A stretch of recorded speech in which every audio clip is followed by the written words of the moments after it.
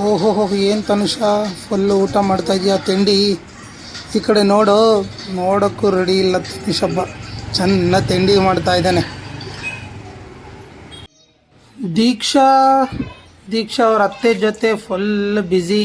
ಅತ್ತೆ ಎಲ್ಲ ಫುಲ್ ಕ್ಲೀನಾಗಿ ಮುಖ ತೊಳಿತಾ ಇದ್ದಾರೆ. ಅವ್ರ ಅತ್ತೆ ಹತ್ರ ಕ್ಲೀನಾಗಿ ಎಲ್ಲ ಮುಖ ತೊಳ್ಸ್ಕೊಂಡು ರೆಡಿ ಆಗಬೇಕಂತೆ. ಅದಕ್ಕೆ ಮುಖ ತೊಳಿತಾ ಇದ್ದಾಳೆ. ತೊಳ್ಸ್ಕೊ ದೀಕ್ಷಾ, ಚೆನ್ನಾಗಿ ಮುಖ ತೊಳ್ಸ್ಕೊ.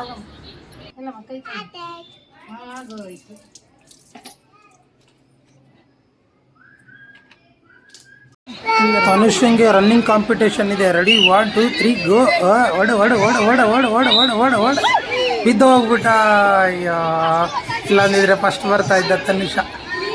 Very bad. ಹೌದಮ್ಮ.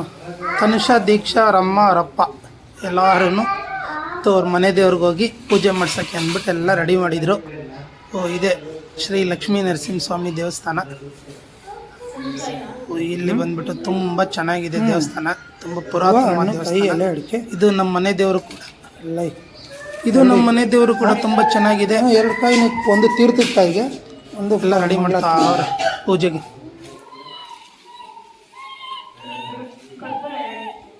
ಎರಡಾಯ್ತಾ? ತರಬೇಕಾ ಇನ್ನೊಂದು?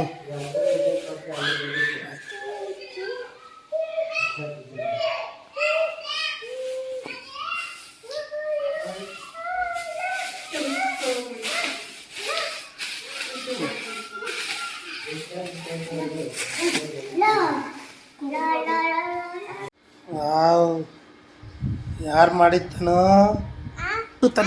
ಇವತ್ತು ತನುಷ್ ಅವ್ರ ಸ್ಕೂಲಲ್ಲಿ ಅಂದರೆ ಕನ್ನಡ ಅಕ್ಷರ ವರ್ಣಮಾಲೆ ಮಾಡಿರೋದ್ರಲ್ಲಿ ರೆಡಿ ಮಾಡಿಸ್ಕೊಂಡ್ ಬನ್ನಿ ಅಂತ ಹೇಳಿದ್ರು. ಅವರಮ್ಮ ಮಾಡಿದ್ರು. ಹಂಗಾಗಿ ಅವರಮ್ಮ ಫುಲ್ ಕೋಪದಲ್ಲಿದ್ದರು. ನೀವೇ ನೋಡಿ.